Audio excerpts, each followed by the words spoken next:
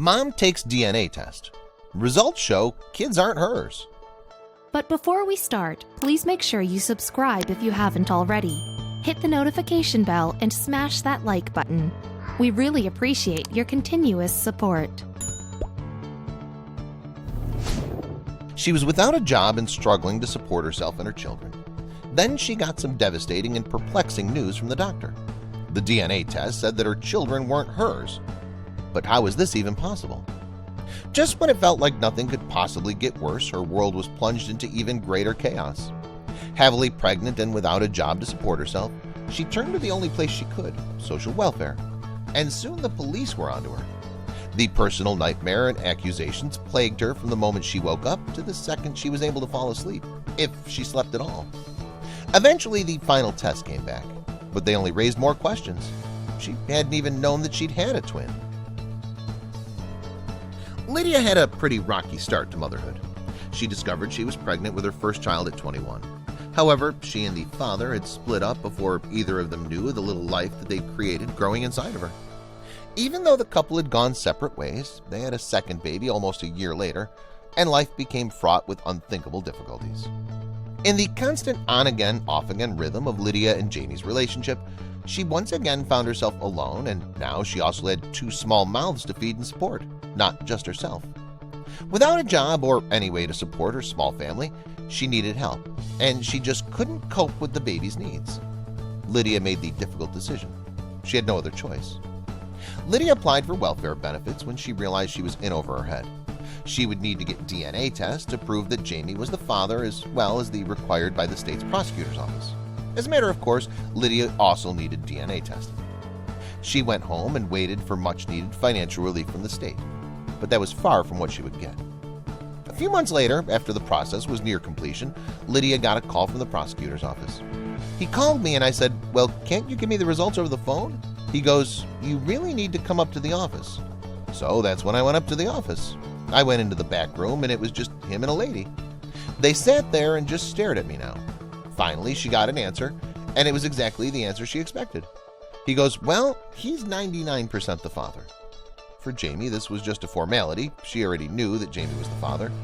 However, they kept talking and nothing they said made any sense. What he was about to say would shake Lydia's world to the very core. The prosecutor looked her right in the eyes and said, "There is absolutely no way that you're the mother." At first, she was confused, and then she let out a laugh. This must be a joke, right? Yet, as she looked back at him, she could see that he was deadly serious. What exactly was going on? The only thing Lydia could think was that somehow the test results had gotten messed up. However, the prosecutor was taking matters extremely seriously, and there was a valid reason for his concern. Nonetheless, Lydia was stunned. She couldn't believe what the DNA results said. They were serious. I could just see the seriousness in their faces. I mean, they're just staring me down. And then the interrogation started, right there in that little back room, without warning and without mercy. The questions were endless and accusatory. Are you Lydia Fairchild? Who are you really? Where did you get these kids from? Did your sister have these children, and are you using them to commit welfare fraud? And there it was, the explanation for everything that was happening to her. They thought she'd been committing fraud, and they were relentless. They just kept on drilling me, Lydia remembers vividly. Lydia's test results were odd, to say the least. A normal DNA test proving the link between mother and child would show a 50% match when comparing the DNA patterns. The state prosecutors knew there was a 1 in a billion chance that Lydia was the birth mother of both of her children. Her pattern had 0 matches with either of her children. She demanded a retest. There was no lab error. The family was tested 3 separate times, and each time the test came back, it clearly showed that Lydia was not the boy's mother, and Jamie was the father of both.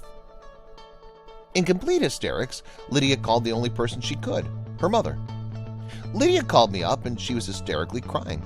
When she said she got the test back and it said she wasn't the mother, I just started laughing. I couldn't understand why she was crying, and I said that it's so stupid they've got to do it again. And she said, "Mom, they've done it 3 times and it's not working." The future of Lydia's family would not have gone further than this. She would have been imprisoned if not for one woman half a thousand miles away named Karen Keegan. Karen discovered an extremely rare genetic disorder when she was diagnosed with an illness that required her to receive a new kidney. Obviously, the first people that were tested were her 3 children, already grown up, and her biological sons. None of her sons matched her DNA. Karen would become the only beacon of hope in Lydia's world, and she didn't even know that she existed. Karen was working closely with a team of scientific investigators, and she was extremely interested in the research for numerous reasons. From my point of view, it had an awful lot to do with the way the justice system is moving in our country, and the fact that DNA is becoming such an important part of the legal aspects. Despite her willingness to be a guinea pig, no one knew exactly what to research until a remark pointed them in the right direction. The lead that set them on the right course came in the form of a comment from a colleague tucked away in a letter. It noted that it was very rare and that only 40 known cases were said to have been known worldwide. But perhaps it was the answer they were looking for. Was there a possibility that Karen was a chimera? Chimerism is an extremely rare condition where people have not just 1 but 2 DNA profiles. And it was clearly stated that this is a very rare event, and to have someone look externally normal and able to have children made it a very rare consideration.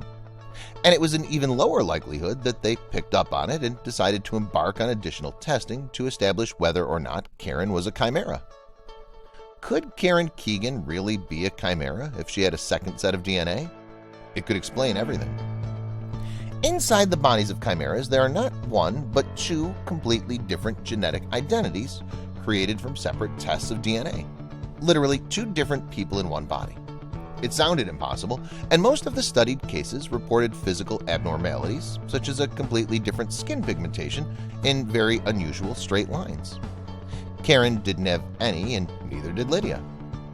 Lydia was facing the full brunt of the law, being summoned to court to prove her relation to her 2 young children when she found that she was pregnant. And again, Jamie was the father. It was too much to bear, and she felt alone and had no idea what to do. No one would believe her. She called every lawyer she could, but not one of them would take her case. They all told her the same thing. DNA is foolproof. There's no way to win your case. It was her versus the state. The trial went badly for Lydia. The judge agreed that based on the existing evidence, Lydia was not the biological mother. The prosecutors wanted separate guardians to be appointed for each child while the investigations continued. Jamie was standing beside the mother of his children the entire time, also completely baffled. I knew they'd be taken away because they said they were already setting up guardian parents to do just that. I just didn't understand. It's not like the kids were in danger, and she's a good mom. I just felt like we're just one old scam. The judge was torn. On one hand, the DNA evidence didn't lie. He had no choice but to side with it. But Lydia's emotions and determination to keep her children was extremely unusual for a person who was trying to work the system for benefits. He ordered a very strange action to be done. Using the imminent birth of her 3rd baby as a simple experiment, he did something unprecedented. He ordered that somebody be there to witness the birth and to take blood from the baby and me right then and there, he said. We'll go from there. When Lydia went into labor, everyone was focused on the birth. It was an appallingly difficult time in her life, but she gave birth to a healthy baby. Blood was immediately taken from them both, and now she waited in agony for the 2 weeks to pass to get the results. I'll always remember day by day what I went through for those 2 years. It will never leave me. It's like a nightmare. After giving birth, you bring your newborn home. You're just happy. I went home still scared because it was still going on. Still scared that they can come any minute and take my kids. And Jamie had fears that he shared too. I wondered what the court would do if he was hers. Then the courts would assume we were lying about the whole thing. So it was kind of like, okay, let's hope these tests come back negative. That was our only hope. The results when they came back were mind-boggling. Just as Lydia had been trying to make them believe, there was no matching DNA between the new baby and the mom. Just when she thought she'd proved her innocence and verity, she was blindsided by an even more serious accusation. Lydia finally got a lawyer that would take on her case, and it's a fortunate thing she did. There were heinous ideas going through the prosecutor's mind, from being a surrogate mother, being involved in criminal behavior, to even having abducted the children for someone. Real scientific evidence was just too hard to believe in this case. A chimera is essentially a single organism that's made up of cells of 2 or more individuals. That is, it contains 2 sets of DNA with the code to make 2 separate organisms. One way that chimeras can happen naturally in humans is that a fetus can absorb its twin. This can occur with fraternal twins if one embryo dies very early in pregnancy, and some of its cells are absorbed by the other twin. The remaining fetus will have 2 sets of cells, its own original set, plus the set from its twin. Amazingly, Karen was finally declared a chimera during this time, and it opened the door for testing to be carried out with Lydia. Everything she'd gone through finally had a scientific name to explain it. The judge, after a multitude of new tests, has proclaimed that Lydia is the mother of all 3 of her children, just like she'd been saying all along.